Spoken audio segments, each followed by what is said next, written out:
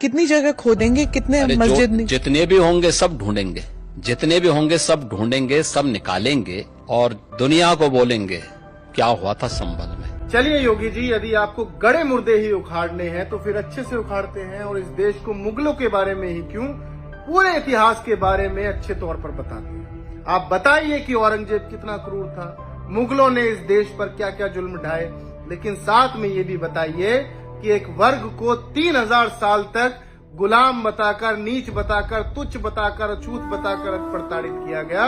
उनके गले में मटका लटकाया गया ताकि उनका थूक जमीन पर ना गिरे, उनके कमर पर झाड़ू बांधी गई ताकि उनके पैरों के निशान जहां से वो चले वो मिटते जाएं। उनको शिक्षा का अधिकार नहीं था, उनको पूजा पाठ का अधिकार नहीं था, उनको मंदिरों में घुसने का अधिकार नहीं था, उनकी बहन बेटियों को उनके खुद के स्तन ढकने का अधिकार नहीं था, उनकी बहन बेटियों की इज्जत लूटी जाती थी, मल मूत्र उठाने के अलावा दूसरा कोई कार्य उनके लिए नहीं था, उनको कुएं से पानी पीने का अधिकार नहीं था, कोई श्लोक वो अपने मुंह से नहीं दोहरा सकते थे, जबान काट ली जाती थी, कोई श्लोक वो गलती से सुन ले किसी को दोहराते हुए तो उनके कानों में शीशा पिघला कर डाल दिया जाता था। तो अब बताइए योगी जी, वो कौन से लोग थे जिन्होंने इनके गलों में मटके लटकाए, इनकी कमर पर झाड़ू बांधी? वो कौन से लोग थे जो गुलाम भारत में इनको ही गुलाम बनाए हुए थे, वो भी अपने ही देश में? ये सच्चाई भी तो देश को पता चलनी चाहिए ना।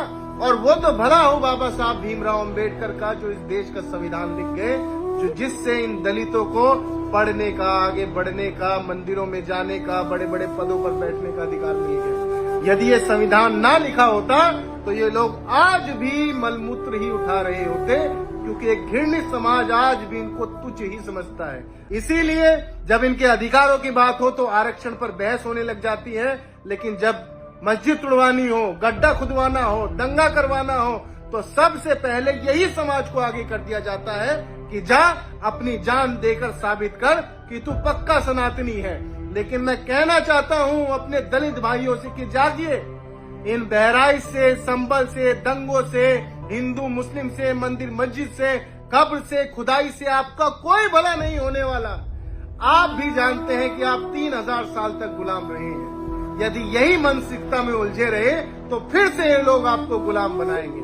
तो जागिए और इन नफरती लोगों की बातों में मत आइए। ये खुदाई करके आपको उसी गड्ढे में डालकर एक दिन दबाने का काम करेंगे।